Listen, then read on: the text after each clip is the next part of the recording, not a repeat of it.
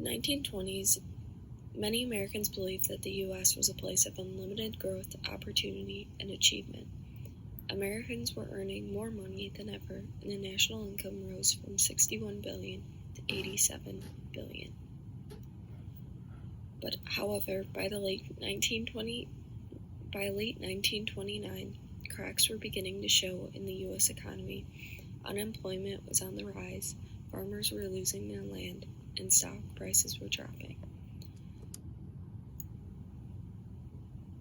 The Dust Bowl was a period that also caused many farmers in America to move out west. The Dust Bowl was a period of severe dust storms that greatly damaged the agriculture of the American prairies. During the 1930s, it caused a severe drought to cause farmlands.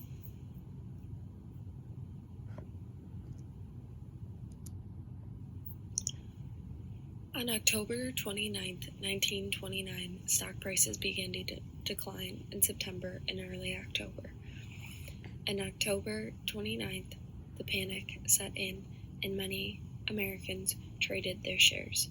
Investment companies and leading market bankers attempted to stabilize the market by buying great blocks of huge stock.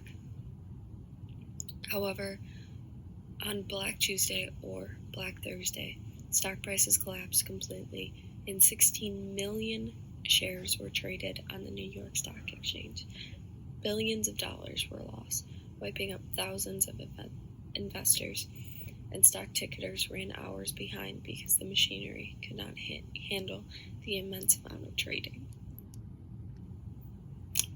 The stock market was led to buying on margin, which was buying something for a fraction of what it was worth and promising to pay the rest of it once the stock was sold.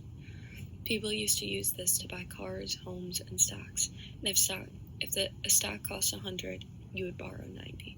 If the price began to fall, you would then have to pay them back the money you borrowed, which many people in America did not do. This led to the stock market crash.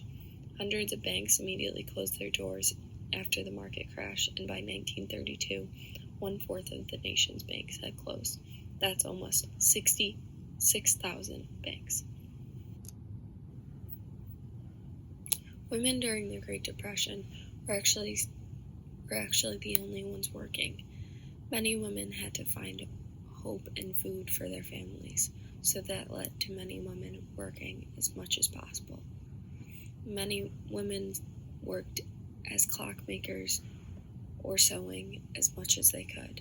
Some women were also book tellers. This led to many women after the Great Depression wanting more for themselves.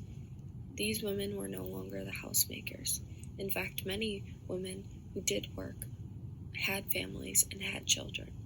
Their husbands were the one that stayed at home and did the work. No group escaped the economic disaster that the Great Depression was. However, African Americans had the highest unemployment rate during the 1930s. They were the last hired and the first fired. African Americans had less of a financial cushion to fall back on when the economy collapsed. This impacted African Americans for decades to come. It also, though, created a rise in African American activism, which laid the groundwork for the civil rights movement in the 1950s. There was no real day on when the stock market ended. However, when Roosevelt was elected president, he immediately took action to address the country's economic hardships.